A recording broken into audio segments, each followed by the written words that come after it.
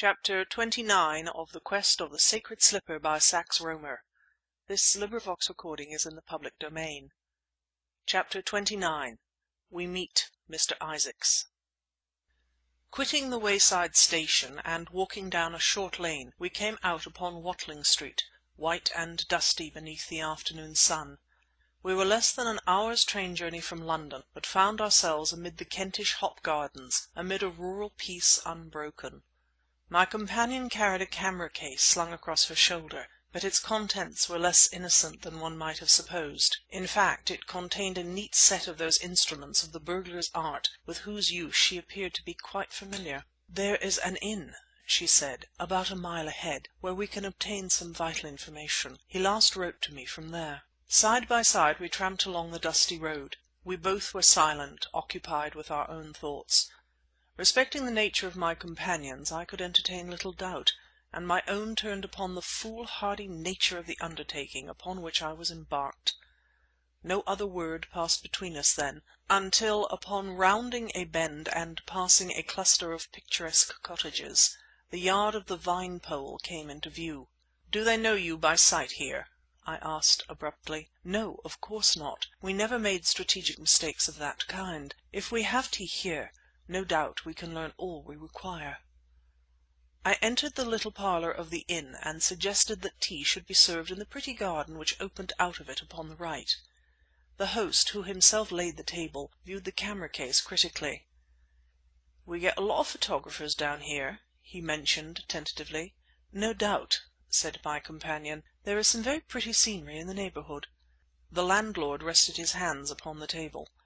"There was a gentleman here on Wednesday last," he said, "an old gentleman who had met with an accident and was staying somewhere hereabouts for his health. But he'd got his camera with him, and it was wonderful the way he could use it, considering he hadn't got the use of his right hand." "He must have been a very keen photographer," I said, glancing at the girl beside me. "He took 3 or 4 pictures of the Vine Pole," replied the landlord, which I doubted, since probably his camera was a dummy, "and he wanted to know if there were any other old houses in the neighbourhood. I told him he ought to take Cadham Hall, and he said he'd heard that the Gate House, which was about a mile from here, was one of the oldest buildings about." A girl appeared with a tea tray, and for a moment I almost feared that the landlord was about to retire. But he lingered, whilst the girl distributed the things about the table, and Carneta asked casually, "Would there be time for me to photograph the Gate House before dark?" "There might be time," was the reply, "but that's not the difficulty. Mr. Isaacs is the difficulty." "Who is Mr. Isaacs?" I asked. "He's the Jewish gentleman who bought the Gate House recently. Lots of money he's got, and a big motor car. He's up and down to London almost every day in the week, but he won't let anybody take photographs of the house. I know several who've asked." "But I thought," said Carneta innocently, "you said the old gentleman who was here on Wednesday went to take some." "He went, miss, but I don't know if he succeeded." Carneta poured out some tea. "Now that you speak of it," she said, "I too have heard that the Gate House is very picturesque. What objection can Mr. Isaacs have to photographers?" "Well, you see, miss, to get a picture of the house you have to pass right through the grounds." "I should walk right up to the house and ask permission. Is Mr. Isaacs at home, I wonder?" "I couldn't say. He hasn't passed this way to-day." "We might meet him on the way," said I. "What is he like?" "A Jewish gentleman, sir, very dark, with a white beard. Wears gold glasses, keeps very much to himself. I don't know anything about his household. None of them ever come here." Carneta inquired the direction of Cadham Hall and of the Gate House, and the landlord left us to ourselves. My companion exhibited signs of growing agitation, and it seemed to me that she had much ado to restrain herself from setting out without a moment's delay for the Gate House, which I readily perceived was the place to which our strange venture was leading us. I found something very stimulating in the reflection that, rash though the expedition might be, and, viewed from whatever standpoint, undeniably perilous, it promised to bring me to that secret stronghold of deviltry where the sinister Hassan of Aleppo so successfully had concealed himself. The work of the modern journalist had many points of contact with that of the detective, and since the murder of Professor Deeping I had succumbed to the man-hunting fever more than once.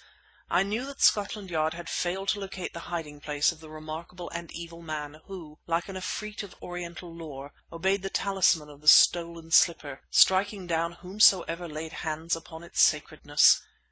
It was a novel sensation to know that, aided by this beautiful accomplice of a rogue, I had succeeded where the experts had failed.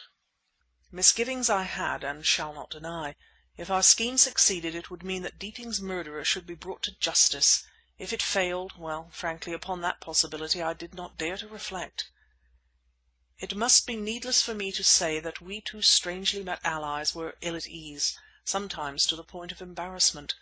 We proceeded on our way in almost unbroken silence, and, save for a couple of farm hands, without meeting any wayfarer, up to the time that we reached the brow of the hill and had our first sight of the gatehouse lying in a little valley beneath. It was a small Tudor mansion, very compact in plan, and its roof glowed redly in the rays of the now setting sun.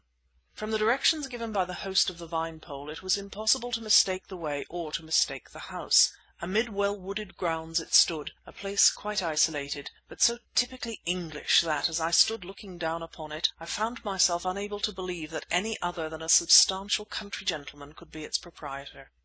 I glanced at Carneta. Her violet eyes were burning feverishly, but her lips twitched in a bravely pitiful way. Clearly now my adventure lay before me. That red-roofed homestead seemed to have rendered it all substantial which hitherto had been shadowy, and I stood there studying the gatehouse gravely, for it might yet swallow me up, as apparently it had swallowed Earl Dexter. There, amid that peaceful Kentish landscape, fantasy danced and horrors unknown lurked in waiting. The eminence upon which we were commanded an extensive prospect.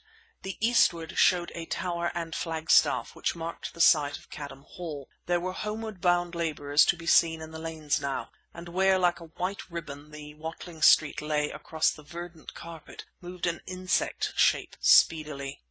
It was a car, and I watched it with vague interest. At a point where a dense coppice spread down to the roadway and a lane crossed west to east, the car became invisible.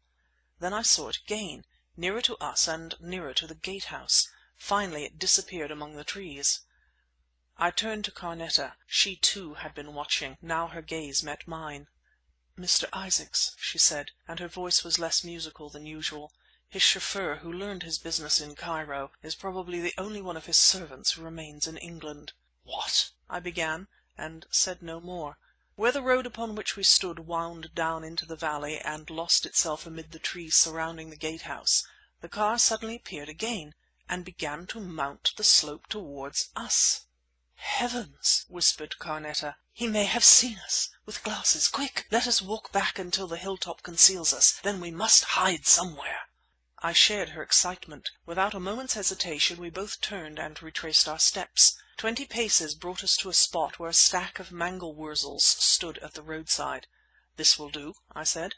We ran around into the field and crouched where we could peer out on the road without ourselves being seen. Nor had we taken up this position a moment too soon. Topping the slope came a light-weight electric, driven by a man who, in his spruce uniform, might have passed at a glance for a very dusky European. The car had a limousine back, and as the chauffeur slowed down, out from the open windows right and left peered the solitary occupant. He had the cast of countenance which is associated with the best type of Jew, with clear-cut aquiline features wholly destitute of grossness.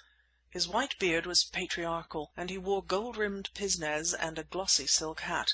Such figures may often be met with in the great money markets of the world, and Mr. Isaacs would have passed for a successful financier in even more discerning communities than that of Cadham.